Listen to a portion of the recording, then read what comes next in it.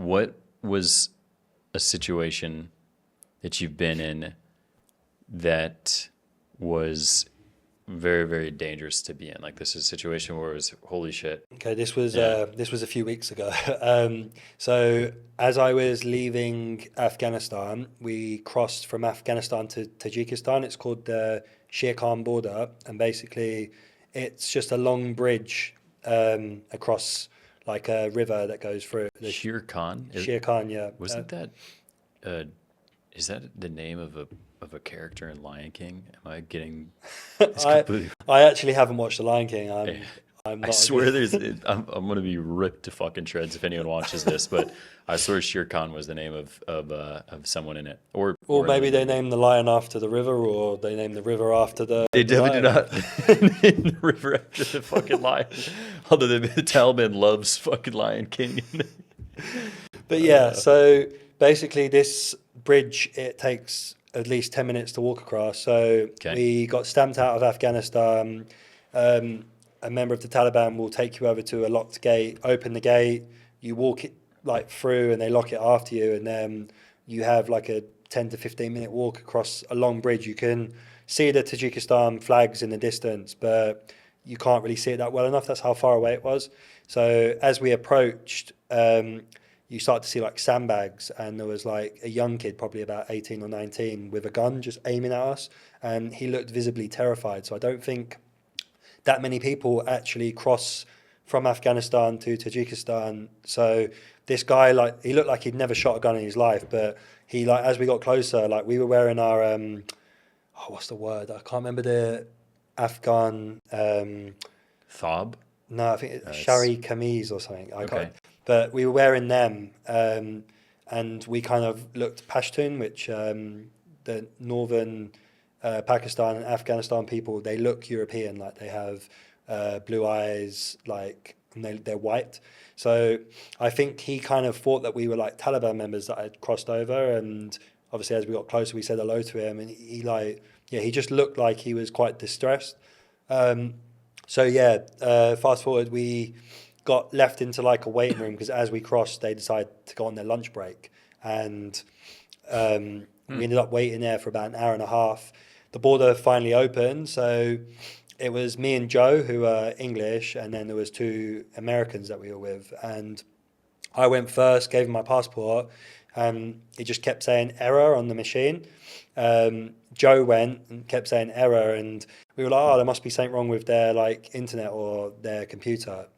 And then we let the American go, one of our American friends. Straight away, it got approved, and the other American got approved, and I kind of had like a horrible thing. I was like to Joe, I was like, "Did we need a visa for Tajikistan?" And he was like, "No." And I googled it, and we did. So British citizens prior to us leaving the European Union with the Brexit, we would have been fine. But since then, we then needed to apply for a visa, and it's only visa on arrival if you arrive into the country via air. So we got to the land crossing, and we would have had to have required, we would have had to have got the e visa, and that takes 3 to 5 days.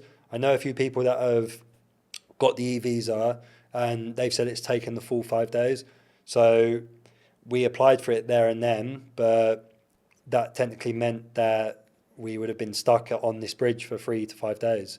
Um, No or food, no water, nothing. Yeah, well, that's what we didn't really know because they didn't speak a word of English. Um, but we thought that the normal case when something like that happens is they would have turned us away and we would have been sent back to where we came from, and that would have been Afghanistan. Our permit expired, we'd been stamped out, so we didn't have a visa there anymore. So if we had been forced to go back into Afghanistan, we would have been detained by the Taliban. So we were in like a really like stressful situation. But the thing is with me and Joe is that we've both gone through such stressful times, especially like with the no money challenge. So we just kind of like sat there and just started laughing. We were like, right, let's try and think of all the situations and scenarios and what we're going to do now. So we managed to ring the British Embassy, and the phone call was very odd. Like, I had to ring them up, and we eventually got directed to London, and I was like, right, this is going to be a bit odd, but we're two British nationals stuck on the border of Afghanistan and Tajikistan. The line just went quiet for like 20 seconds, and she was like, "Could you repeat that, please?" Basically said it, and like they replied going, "Why are you there?" And we were like we had to explain that we're like we do travel content, and it's imperative that we can get this sorted because we can't go back into Afghanistan. So they gave us a WhatsApp number and basically said they'd be in contact like soon. So they messaged us asking for more details. They asked if there was a hotel we can stay, and we were like, "Do you not know where we are? We're on a bridge. Like, there's nowhere we can stay."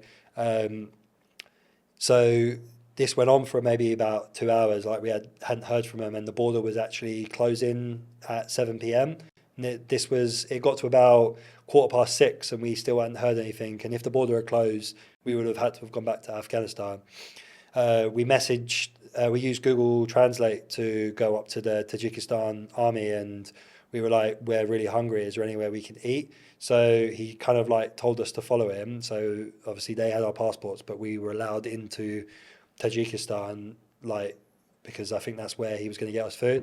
And he walked us over to a bush, and it was just full of like raspberries and blackberries. And I was like, "Is this all we're going to have for like 3 days?" But he was just showing us that there was food, and then he eventually took us to like a military barracks. So we had the first soup and bread of the trip that we ended up having like multiple times.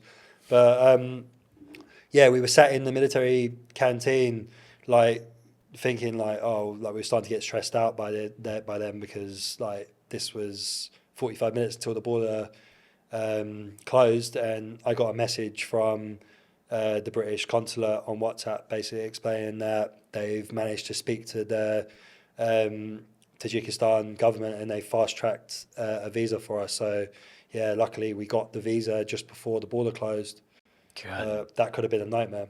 Yeah, what would have happened if you were detained by the Taliban if you went back? It's hard to say because we actually had some like friendly banter with them as we were leaving. So like it would be nice to say that they would have helped us because it's quite lawless there. Like I don't think they really have like a certain rule book in what would happen if that situation even arose, because it probably hasn't happened before.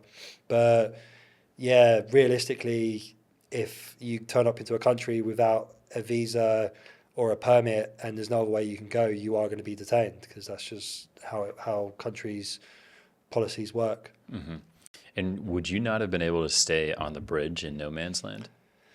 That was another thing that we probably could have discussed with the army, but like it would have been cold, like we wouldn't have had food, like it rains quite a lot. So yeah, I just don't think that would have actually been like a sensible outcome.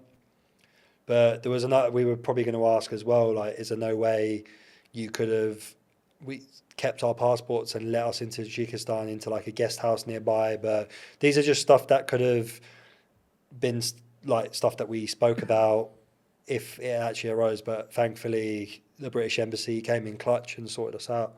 Yeah, I wonder what kind of favors they had to call into the Tajikistan I know, but the thing is, embassy. because Afghanistan is like a level 4 do not travel by the UK government, it would have been massively irresponsible for them to send us back to Afghanistan, and I think that would have ended up getting like media outrage, especially if something had happened to us.